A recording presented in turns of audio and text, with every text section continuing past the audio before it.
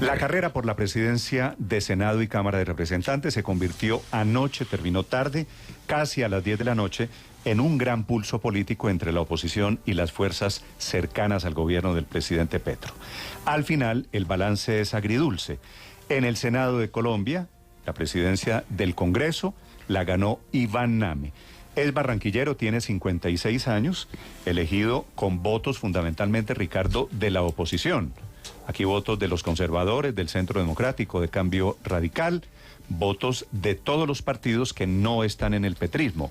Allí en el Senado, derrota para el presidente Gustavo Petro. Néstor, buenos días. Sí, señor, se había cantado que Iván Name no iba a aceptar la decisión de la Alianza Verde, que había obtenido un acuerdo en teoría hace pocas horas.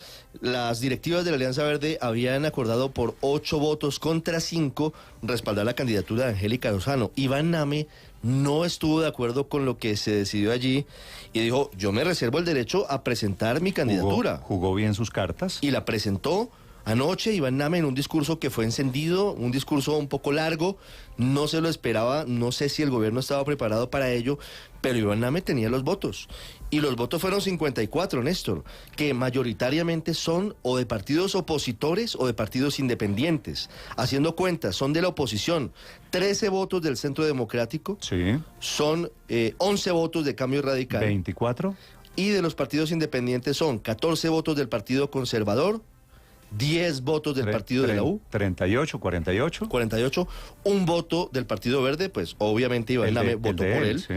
Y quedan 5 votos que no son muy identificables.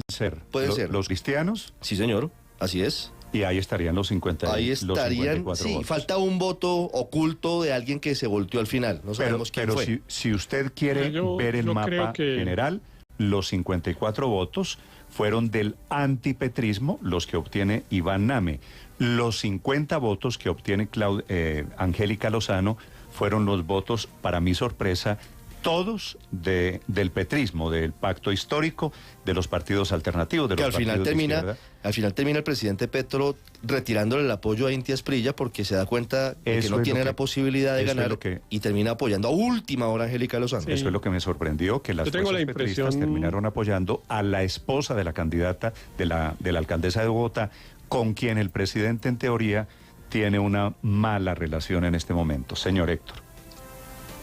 Pues porque era la candidata oficial del partido, ¿no? Y la regla no escrita en el caso del Congreso de la República es que cuando un partido tiene, entre comillas, derecho, porque tampoco es que tenga el derecho, pero digamos con base en los acuerdos puede postular un candidato, pues lo que se hace es que el partido es el que postula.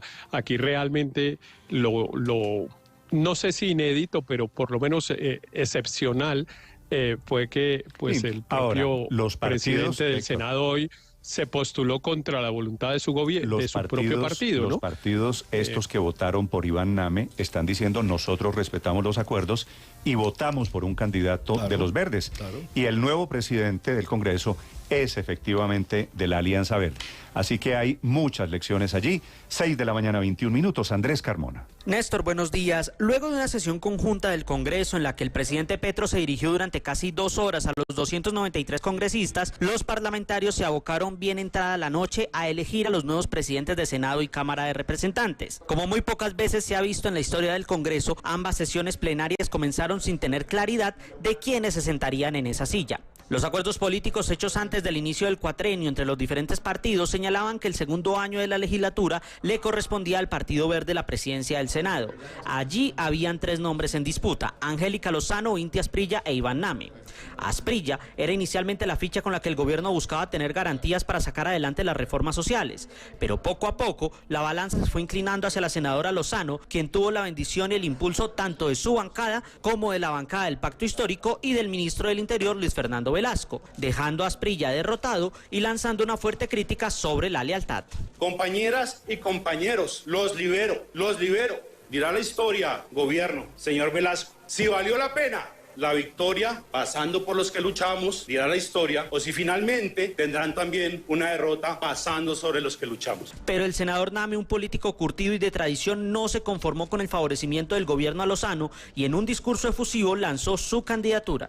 Aquí esta noche se decide no la aspiración de un senador estándar y raso, sino la dignidad del Senado para elegir al presidente del Congreso. Aquí no van a elegir los palacios, va a elegir el Capitolio. Al final fue elegido Iván Name con 54 votos contra 50 que obtuvo Lozano, y aunque el voto es secreto y no responde a la ley de bancadas, las distintas voces al interior del Congreso aseguraron que el senador atlanticense logró recoger los apoyos de la oposición de Cambio Radical y Centro Democrático y los independientes de la U y el conservatismo. En la Cámara de Representantes hasta último minuto la discusión era entre los liberales Andrés Calle, Julián Peinado y Carlos Ardila, pero a lo largo de la jornada todo se fue decantando a favor de Calle, a tal punto que fue Ardila quien postuló su nombre.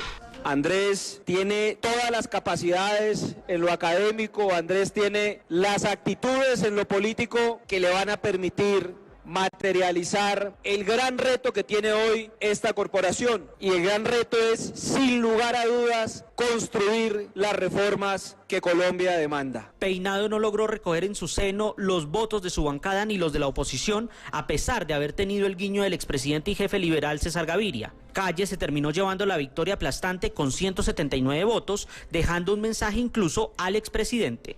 Le envío un mensaje de agradecimiento al presidente César Gaviria, a toda la institucionalidad del Partido Liberal, y que permitamos que esta presidencia sea instrumento para aperturar a que los jóvenes, a que los campesinos, a que las mujeres, las víctimas, los sindicalistas puedan llegar y ser el motor de nuestro partido.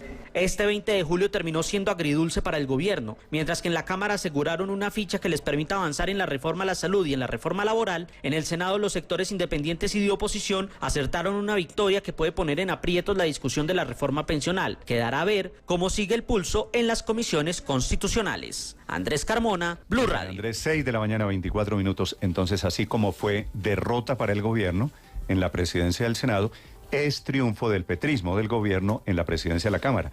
Calle es liberal petrista. Calle es liberal petrista. El candidato de Gaviria era Julián Peinado. Era Peinado. Sí, señor. Tuvo una reunión Julián Peinado con el expresidente Gaviria.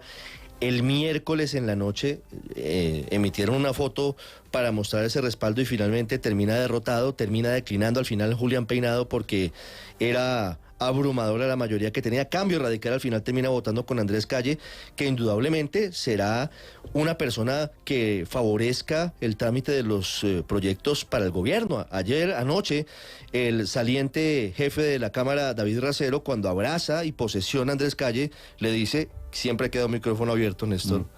Contamos contigo. Y claro que están contando con contigo. 6:25 minutos, que esa es una declaración de afectos, por supuesto, y de coincidencias. El discurso del presidente Petro, Felipe, usted lo vio, algo más de 2 horas, me impresionó, sí. No leyó, no tuvo mayores cifras, a diferencia de lo que suelen hacer los presidentes, que hacen balance de su gobierno, que hacen proyección de lo que viene como agenda legislativa.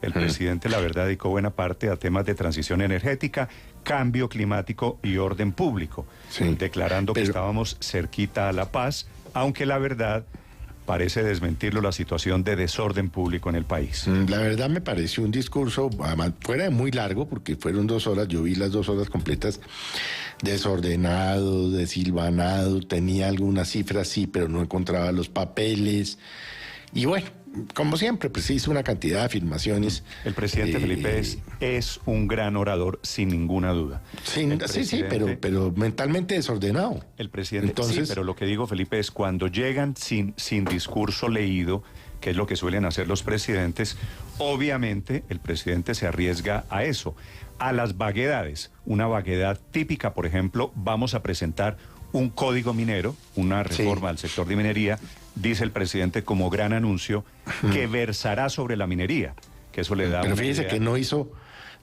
Néstor defensa de los proyectos que ya están en trámite, no habló de esos proyectos, no aprovechó ese foro pues natural de la democracia, pues como se dice popularmente, para haber defendido la reforma a la salud, la reforma pensional, la reforma laboral, y más bien presentó eso, por ejemplo, como el código nuevo de minería, en fin, bueno.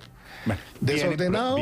Vienen proyectos fuera de la longitud del presidente, que habló algo más de 2 horas, fuera de la improvisación del presidente, que habló sin papel, vienen proyectos muy importantes, una reforma educativa que viene con el grado 12. Vamos a tener grado 12º para los estudiantes que están en el colegio. Hay una anécdota famosa para los que nos gusta la oratoria de Winston Churchill.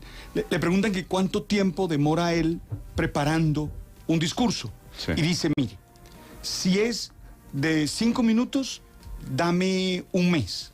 Sí. Si es de 15 minutos, dame una semana. Si es de 2 horas, voy ya. Bueno, pues seguramente es una anécdota, ¿no? El presidente nuestro, el presidente Petro, en eso es Churchill. El presidente tenía unos apuntes con algunas cifras. No leyó nunca, pero sí tenía, porque las cifras sí se pueden escapar. Digamos, cuando habló de la transición energética, de cuánto se producía de energía limpia en Colombia, a la transición puntuales. A la transición energética le dedicó buena parte, casi 40 y tantos minutos de su discurso. Mateo Piñeros. Néstor, buenos días. A pesar de que el Congreso se instalaba a las 3 de la tarde, el presidente Gustavo Petro llegó casi 2 horas después, tras haber estado en San Andrés. La Guardia Presidencial formó desde temprano en el camino que conduce de la puerta de la Casa de Nariño a la Plaza Núñez, lugar por el cual el presidente Petro entró al Congreso. Sin la alfombra roja que siempre acompaña este tipo de eventos, varios congresistas de la bancada de gobierno y algunos de la oposición llegaron a la Casa de Nariño para acompañar a Petro en su recorrido. Él salió con la vicepresidenta Francia Márquez a su lado derecho, al izquierdo la senadora Isabel Cristina Zuleta y atrás estaba todo su gabinete. Después de un recorrido de aproximadamente 5 minutos, Petro entró al salón elíptico. Allí no todos los congresistas estaban ordenados, mientras que afuera otros intentaban entrar en medio de ese desorden que se formó con la llegada del presidente. Sobre las 5:30 de la tarde y por casi 2 horas, Petro se dirigió al Congreso, especialmente para defender su reforma a la salud, la reforma rural y la reforma laboral, entre otras. Vamos a presentarles a ustedes un proyecto de ley en este periodo de sesiones que versa sobre la minería. En transición energética tenemos unos datos. Se ha debatido aquí, me ha costado una ministra excelente. Una de las políticas más cuestionadas del presidente Petro por algunos sectores ha sido la de la paz total, y en diferentes momentos del discurso Petro hizo referencia al tema. Primero, abriendo el interrogante sobre la posibilidad que tiene el Estado realmente para cumplir con el acuerdo de paz firmado con las FARC, pero también defendió el proceso con el ELN, algo que generó el reclamo de los opositores, y explicó que el país debe prepararse para la tercera guerra, que es contra las economías ilícitas. Se está acabando la guerra entre Estado e insurgencia, que es la que produce las bajas. No soy mentiroso. Ojalá lo pueda decir, que la guerra entre la insurgencia y el Estado colombiano que comenzó quizás en 1948 ha llegado a su final. Tratando de buscar un tono más conciliador, Petro volvió a hacer un llamado para lograr un acuerdo nacional en el país que defienda la justicia social y ambiental, descarbonizando la economía. Ya tuvimos una experiencia histórica, la constituyente del 91. Sabemos que se puede hacer, lo hemos hecho varias veces. Pero ¿qué piensa cada uno de nosotros sobre qué es un acuerdo nacional? Después de 1 hora y 45 minutos y mientras algunos de sus ministros salieron del Congreso, el presidente Petro tomó asiento y escuchó la réplica de los 5 congresistas designados por la oposición. Los discursos giraron principalmente en torno a una preocupación, y es la situación de orden público en el país. La senadora del Centro Democrático, María Fernanda Cabal. Habla de paz total cuando hay 1.300 grupos ilegales que viven del narcotráfico y de la minería ilegal. Hoy, desde el 7 de agosto, ha habido 88 masacres, 303 muertos y el asesinato de 154 líderes. ¿Dónde quedó la campaña? Nos están matando. Y aunque Petro insistió en la transición energética e incluso aseguró que el país venció la inflación, el tema económico también es otro de los que preocupa a la oposición.